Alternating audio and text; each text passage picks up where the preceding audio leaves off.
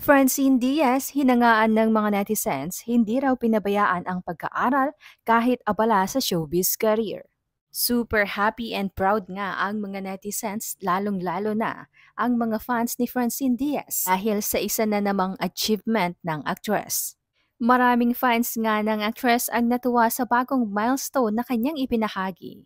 Natupad na nga ang inaasam-asam niyang makapagtapos ng senior high ngayong taong 2024. Ang masayang balita na ito ay ibinahagi ng Star Magic sa kanilang mga social media account. Makikita rin sa Instagram ni Francine ang ilang moments sa kanyang graduation day sa Southville International School. May mga larawan din ng young actress kasama ang kanyang parents, maging ang iba pang kaklase. That's our chin. Cheers on your academic milestone. Hashtag Francine Diaz. Your Star Magic family will always be here to support your endeavors. At sa dulo nga ay pa-hashtag pa na Tatak Star Magic. Maraming netizens naman ang nag-iwan ng komento na masayang masaya at proud na proud sa actress. Ayon sa isa, "Congrats Francine, nakaka-proud lang yung determination ninyo ni Seth.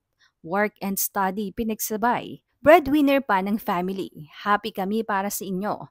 You both deserve all the love and support. God bless and more blessings and projects to come."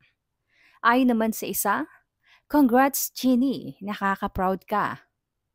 Congrats! This is the fruit of your hard work guided by the hands of God. Continue to strive in life and reach all your dreams." Nakakabilib talaga siya paano niya napagsabay lahat. Matatandaan namang noong December ng nakaraang taon nang isapubliko ni Francine ang kanyang wish na makapag-aral uli at makapagtapos ng senior high.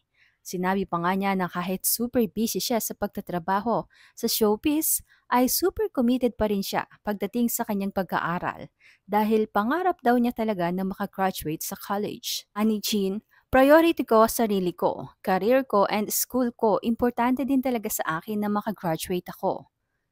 Plano umanong kumuha ni Francine ng course na may kinalaman sa pagnenegosyo.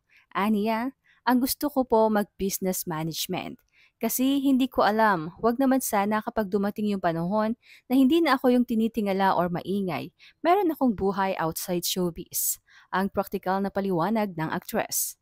Congratulations, Francine! Nakakahanga ka. Iilan na lang sa mga artista ngayon ang pinagsasabay ang pag-aaral at ang kanilang showbiz career. May isang netizen naman ang hindi naiwasang pagkumparahin sina Francine at Andrea.